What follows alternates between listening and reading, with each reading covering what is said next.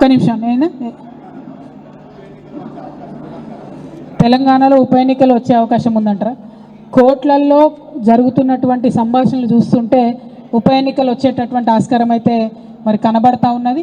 ఉప ఎన్నిక ఏదొచ్చినా బీఆర్ఎస్ పార్టీ నాయకులందరం కూడా మేము సన్నద్ధంగా ఉన్నాం.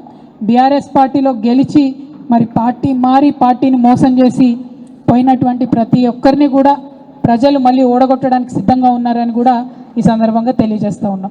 Thank you. జై తెలంగాణ. కొప్పుల ఈశ్వరన్న గారి రాజకీయ జీవితానికి సంబంధించినటువంటి ప్రస్థానం ఈ కార్యక్రమాన్ని సమన్వయం చేసినటువంటి మా జిల్లా అధ్యక్షులు కోరుకంటి చందర్ గారికి ప్రత్యేకంగా ధన్యవాదాలు.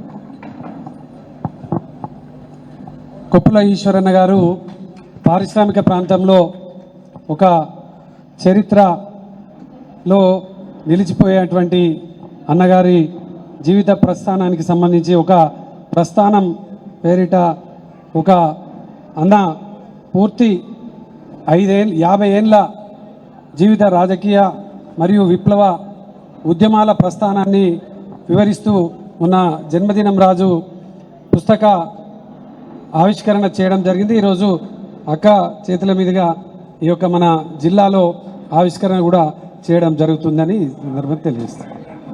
అన్న అందరు ఆగాలి, అక్కొక్కది ప్రెస్ వాళ్ళతో మాట్లాడుతుంది ప్లీజ్. Thank you.